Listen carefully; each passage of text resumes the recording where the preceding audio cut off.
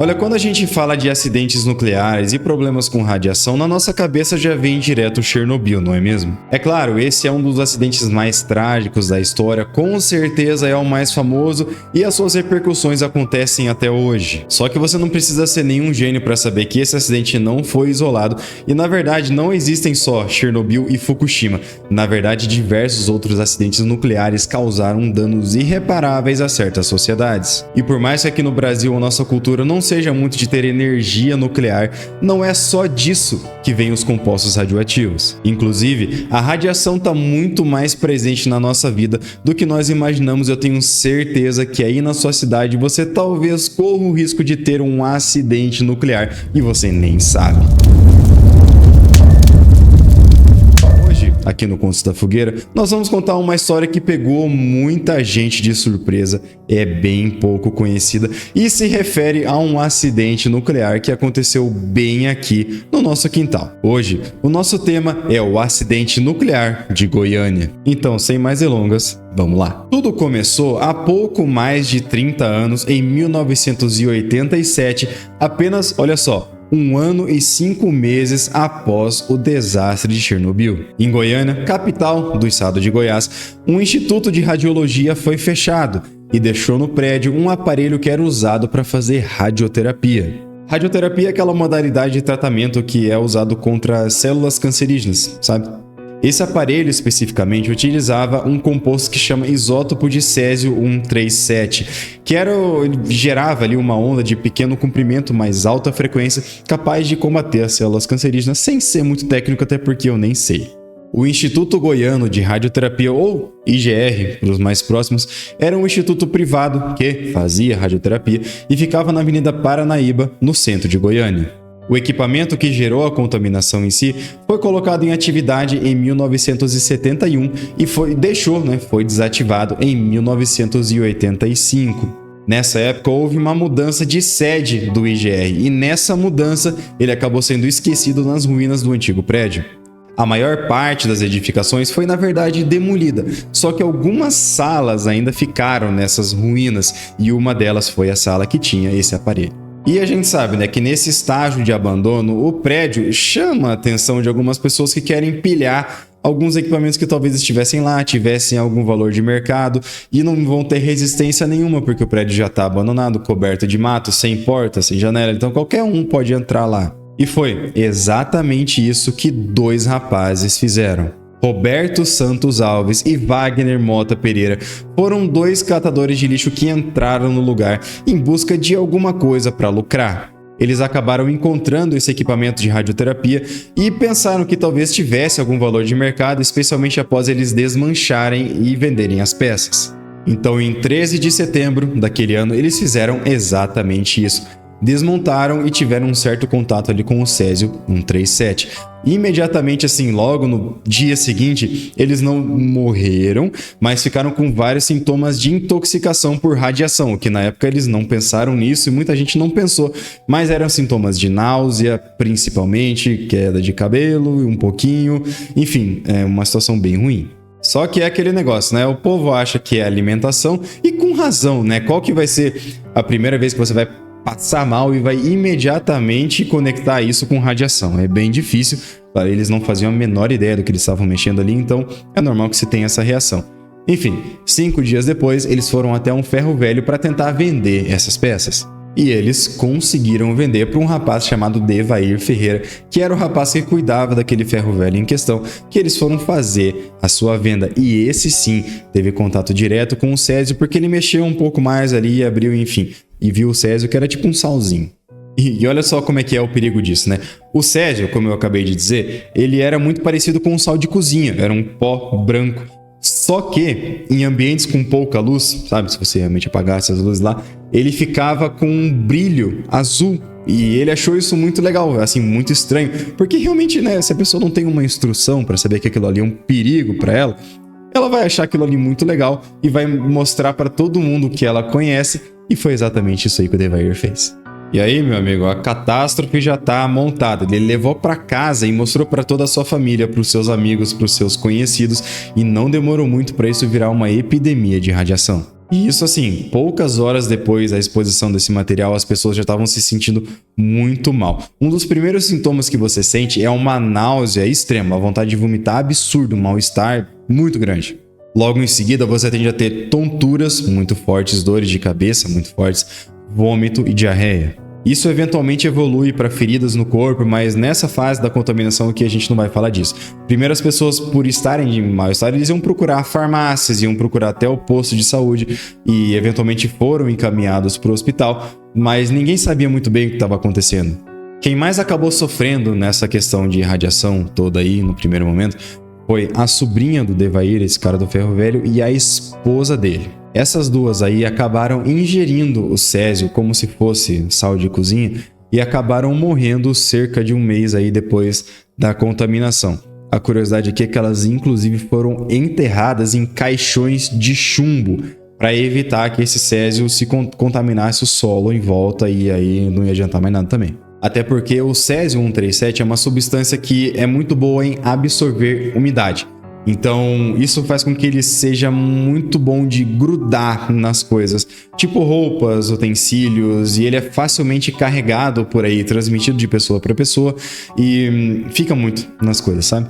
Então, exatamente por isso, Goiânia estava tomada por césio, assim, poucos dias depois. Demorou aí uns 15 dias para que o primeiro alerta de contaminação fosse dado em Goiânia, esse alerta de contaminação por césio-137. Isso aconteceu depois de muita insistência, assim, dos médicos mesmo da cidade começarem a ligar os pontos aqui, porque quando tem 1 ou 2 ou 3 casos de pessoas que estão com mal-estar, isso aí na verdade é a rotina do posto de saúde. Agora, quando tem tanta gente assim, com o mesmo sintoma, do mesmo jeito, e aí depois de um contato com o mesmo material, às vezes as pessoas começam a ligar os pontos, né? Primeiro, se achou que era uma doença contagiosa e os médicos tratavam como se fosse uma doença contagiosa. Mas quando isso não funcionou, outras bandeiras vermelhas ligaram na cabeça das pessoas. Mas assim, a virada de chave mesmo veio com a esposa do Devair, essa que acabou falecendo um tempo depois, mas ela comentou com o médico do desmanche do aparelho que teria vindo logo antes da contaminação dela. Então, esse médico conseguiu fazer a conexão desses pontos aí e chegar nessa ideia de que realmente era uma contaminação por radiação. E aí uma operação um pouco mais complexa foi montada a fim de minimizar essa contaminação. Tá? Existe uma comissão de acidentes de energia nuclear, existe até hoje, né, no Brasil, e esse pessoal montou uma comitiva no Estádio Olímpico de Goiânia. Aí eles levaram as pessoas lá. Ao todo, esse dado aí dá 120 mil pessoas que passaram por esse estádio. Quer dizer que todas elas estavam contaminadas? Não. Na verdade, apenas 271 confirmaram a contaminação por césio-137, mas todas estavam com sintomas parecidos.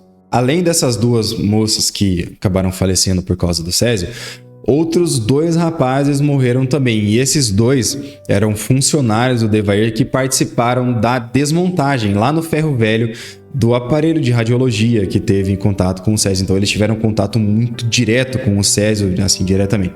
Então eles faleceram por causa disso. E assim, infecção por radiação, pessoal, é terrível. Claro que existem níveis de contaminação. Primeiro, a gente já comentou por aqui, né? Náusea, vômito, dores de cabeça, tonturas. Só que quando isso começa a evoluir para hemorragias internas, feridas que aparecem no seu corpo, uma predisposição para infecção, e fora que a radiação ela é utilizada como tratamento de câncer por um motivo: ela destrói células. Então o seu corpo começa a se destruir de dentro para fora. Isso é bem assustador. E para algumas pessoas esse processo é mais rápido.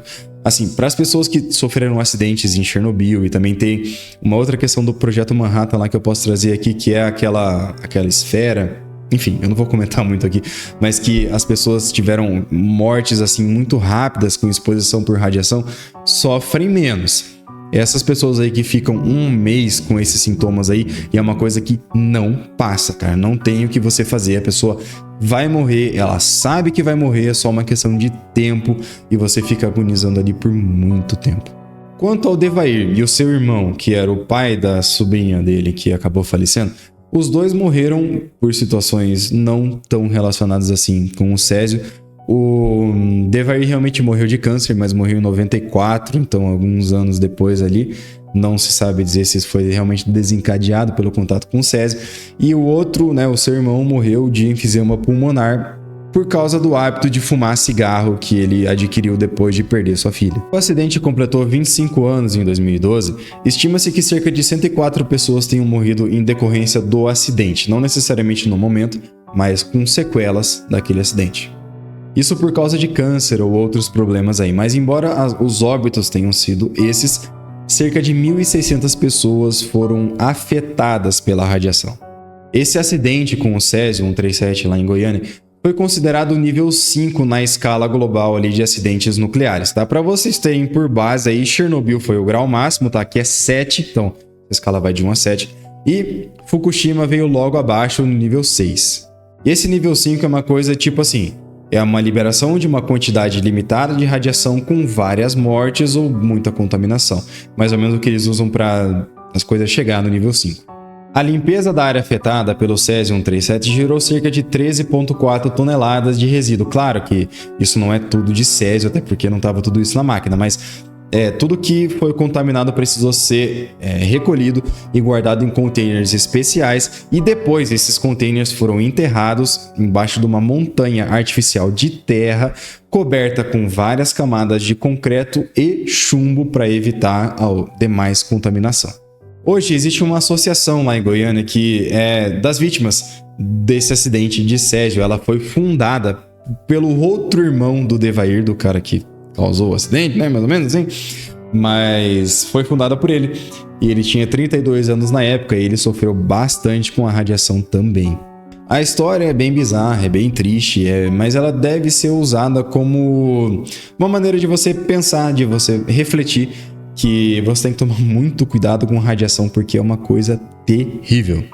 Depois do acidente, é lógico, muitos moradores queriam sair daquela região ali e acabaram vendendo suas casas, saindo de lá. É lógico que essas casas foram vendidas por um preço muito abaixo do mercado porque as pessoas não queriam comprar ali. Quem que ia querer morar num lugar que teve um acidente nuclear? As pessoas tinham medo, e com razão, de ser contaminadas também, que essa radiação estivesse no ar ou em alguma outra coisa próxima. E eu não preciso nem falar que também houve uma queda muito grande nos comércios da região. E foi só lá para o final dos anos 90, depois de uma série de medidas e ações do governo municipal e estadual do Goiás, que as coisas começaram a melhorar um pouco. Essa imagem assustadora que o local tinha passou a ser deixada um pouco de lado. A valorização das casas aumentou cerca de 2 ou 3 vezes após alguns anos. E o governo até colocou uma feirinha lá, tem uma feira regional lá. Então se movimentou muito mais a região em busca de tirar esse estigma aí. Inclusive em 2006, com a inauguração de um mercado popular que tem na região ali, o local passou a ser até turístico. E aos poucos a sociedade vai se recuperando e a vida segue. Mas é claro que as perdas e o sofrimento daqueles envolvidos, tanto como vítimas quanto como familiares das vítimas daquele acidente, sempre tem um pé atrás com aquela região e acaba ficando aquela sombra de um lugar, sabe, um lugar corroído pelo tempo.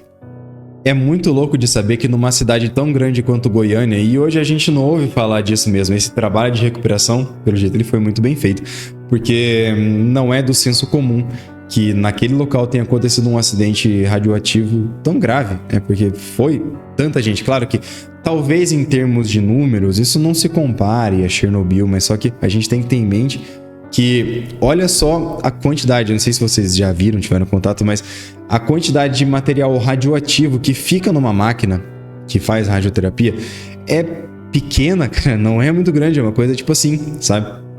E de infectar tanta gente, imagina 112 mil pessoas que tiveram problemas com isso, uma coisinha tão pequena assim de radiação. A gente tem que lembrar que Chernobyl, por exemplo, foi uma usina nuclear que explodiu. É lógico que os seus números vão ser muito maiores, mas olha o perigo dessa radiação que com tão pouco consegue causar tanto estrago. Mas se você já conhecia essa história, o que você achou? Conta pra mim aqui nos comentários, eu vou adorar saber, inclusive se tem mais alguma outra situação que você queira que eu cubra aqui também. E já que você vai estar lá embaixo, por que não se inscrever no nosso canal, curtir esse vídeo, clicar no nosso sininho para você ser notificado de todas as nossas novidades a partir de agora. Nós trazemos vídeo como esse todo sábado, toda semana. Nosso canal já está repleto, está lotado de vídeos que eu tenho certeza que você vai gostar nessa mesma pegada aqui. Muito obrigado por ter assistido até o final, um grande abraço, falou!